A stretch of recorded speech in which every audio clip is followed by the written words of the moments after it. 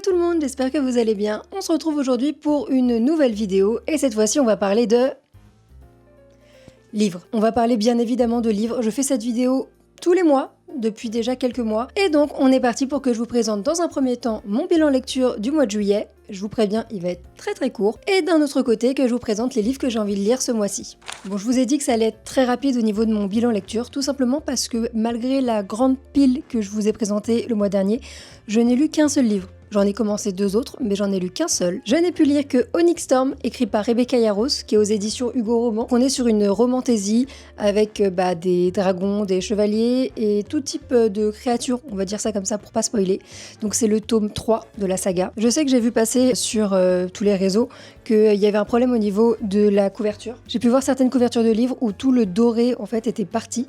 Moi, faut savoir que je l'ai acheté en format physique, mais que je l'ai lu sur ma liseuse, donc j'ai pas eu ce problème-là. Donc c'est une belle bête, mais qui était très bien, et j'ai hâte d'avoir le tome 4. Honnêtement, si vous n'avez pas lu ce livre, mais que vous adorez les dragons et la romance, je pense que ce livre est fait pour vous, et je vous le conseille vivement. Au niveau des livres que j'ai envie de lire durant le mois d'août, je vous avoue que j'en ai pas mal. Je sais pas encore si je vais réussir à tous les lire, même si c'est les vacances et que du coup je vais avoir quand même plus de temps. Mais du coup sur cette page, j'ai 9 livres, 10 si je veux faire plaisir à ma meilleure amie qui insiste toujours et encore pour que je continue une saga. Du coup dans les 10 livres, on n'a que des romans que j'ai sous format numérique, tout simplement parce que je vais quand même un petit peu aller en vacances et que j'ai pas envie d'avoir une valise remplie de livres parce que je veux pas les abîmer. Du coup je vais les avoir directement sur ma liseuse ou en audiobook. Voilà. Il y a Audible qui avait refait, c'est pas un partenariat, je vous le dis clairement, c'est pas un partenariat, mais il y avait Audible qui a refait encore une réduction. Donc on avait les 3 premiers mois qui étaient à 2 € je crois, avec un livre à chaque fois. Donc j'ai craqué et j'ai repris un abonnement, au moins pour les 3 mois. Je verrai après si j'arrive à écouter des livres ou pas, parce que j'avais laissé tomber, je crois, avec Hero l'Olympe, parce que j'arrivais pas en fait à me concentrer sur les livres et à faire autre chose en même temps. Mais là n'est pas la question, j'ai repris cet abonnement et c'est avec celui-là que je suis en train d'écouter La Carte des Confins, écrite par Marie Replin. Encore une fois, je suis sur le livre. Par contre, cette fois-ci, j'ai beaucoup avancé, je crois que je suis à la moitié quasiment, il est beaucoup trop bien. Le personnage de Blake, au début je le détestais, et finalement je l'aime beaucoup. Quant au personnage de Kali, c'est un petit amour, voilà, tout simplement, un petit bout de femme très coriace, très forte, qu'il faut clairement pas faire chier. Concernant l'histoire, La Carte des Confins, ça va parler de piraterie, de voyage en mer, de sorciers, de mages maléfiques, de sorciers noirs, et d'une recherche pour une carte qui est inconnue, disparue, mystérieuse. On a Blake, en fait, qui est le capitaine de la Valonne et qui est à la recherche de la Carte des Confins, et pour ça, il va avoir besoin d'un compas magique. Et qui a ce compas? Kali, bien évidemment, c'est elle qui l'a. Et elle a un passé assez sombre. Voilà, je n'avais pas envie d'en dire plus pour vous laisser le plaisir de le découvrir directement, mais j'adore ce tome-là. Je savais que j'allais l'aimer, voilà, je le savais, mais là en audiobook en plus, je l'écoute et j'adore et je rigole, donc j'apprécie vraiment. Après, il faut savoir que c'est une trilogie, donc je sais que je vais en avoir encore les 2 autres tomes dans la suite de ma palle, mais pour plus tard, et on aura aussi un préquel. Le prochain livre qui est sur ma palle, c'est Collision, le tome 1, je vous en avais déjà parlé dans une autre vidéo, et je suis en train de le lire. Donc là, celui-là, je le lis en même temps que j'écoute La Carte des Confins, enfin en même temps, pas en même temps, je pense que vous avez saisi. Et je vous mettrai la couverture juste ici. L'histoire, c'est très simple, c'est qu'on va voir... J'ai un problème sur les prénoms. Vu que ça fait un moment que je l'ai pas lu, j'ai un petit problème sur les prénoms. Mais en gros, on a le capitaine de l'équipe de hockey sur glace, donc on est sur une romance universitaire. Mais on a le capitaine de hockey sur glace qui a fait des bêtises, pour dire simplement, et il doit passer une sorte de rattrapage, on va dire, si c'est pour qu'il puisse rester dans l'équipe de hockey. Et on a de l'autre côté, je crois qu'elle s'appelle Summer. Je sais pas pourquoi d'un coup j'ai un tilt et j'ai Summer. Le personnage féminin qui, elle, doit faire un cas d'étude sur le hockey parce qu'elle n'a pas le choix même si elle déteste ce sport-là. Et du coup qui va devoir se coltiner le capitaine.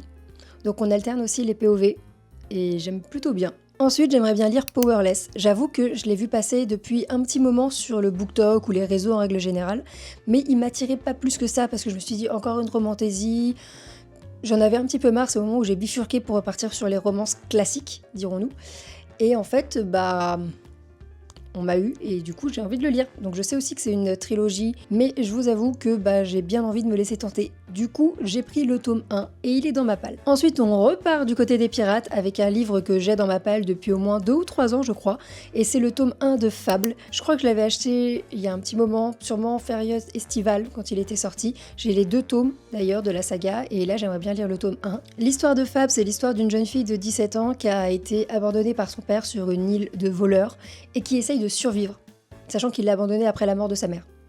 On n'est pas sur un contexte très sympathique encore une fois, mais j'ai bien envie de le lire et je me dis que le lire au bord de la plage, ça peut être plutôt sympathique, donc il a rejoint ma palle. Ensuite, je repars en direction des fées. Ça fait un petit moment que j'avais pas lu d'histoire avec des fées, je crois, parce qu'il y avait beaucoup trop de livres qui étaient sortis à un même moment et que clairement j'en avais eu ras-le-bol. Mais du coup, je vais laisser sa chance à Kiss of Iron, le tome 1. Mais du coup, on est sur l'histoire d'une jeune femme qui vole, encore une fois, pour survivre. On est quand même globalement sur le même type de schéma. On est du coup sur une jeune femme qui vole pour survivre et qui va se retrouver convoquée par la couronne, qui sont des fées, et elle a peur que ça parte en volo. Dit comme ça donne pas forcément envie, mais je vous avoue que entre la couverture et ce que j'ai pu en voir sur les réseaux, j'ai très hâte de le découvrir, ce livre-là. Le prochain livre que j'ai envie de lire, et cette fois-ci on repart du côté des dystopies, c'est Avant le labyrinthe, le tome 1.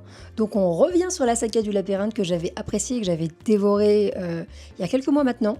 J'avais fait une pause histoire de pas trop en prendre, mais là du coup je sais qu'il y a, je crois, 2 tomes qui se passent avant le labyrinthe, et je crois qu'on a 2 ou 3 tomes qui se passent après. Bref, du coup je vais commencer à lire le tome qui se passe avant toute l'histoire du labyrinthe, histoire d'avoir un petit peu les origines de comment ça se passe. Franchement, j'ai très envie. On revient sur une romance un peu plus traditionnelle, enfin traditionnelle mais bizarre, mais traditionnelle. On est sur une romance universitaire, si on peut dire ça comme ça. Le livre que j'ai envie de lire, c'est Illegal Wedding with My Teacher. C'est l'histoire d'une jeune étudiante qui passe une soirée bien arrosée à Las Vegas et qui se réveille avec une bague autour de son doigt. Elle s'est mariée dans la nuit.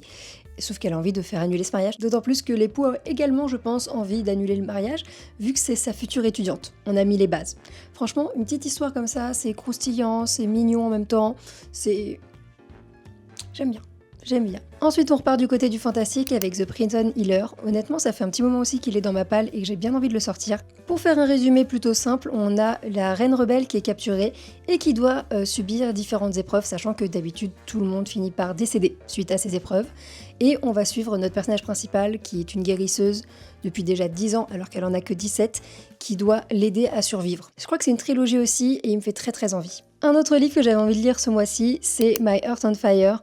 On est sur une romance d'été, très classique, très mood été. Donc j'ai hâte de le lire et de vous en dire des nouvelles. Et enfin, pour terminer dans les livres que j'aimerais bien lire durant le mois d'août, on a le tome 3 des Héros de l'Olympe. La marque d'Athéna, je l'avais commencé il y a un petit moment, du coup il va falloir que je le reprenne à 0, histoire de me remettre les histoires en page. On va suivre l'histoire de Percy Jackson, mais aussi de héros grecs et romains dans leur quête pour essayer de vaincre Gaïa.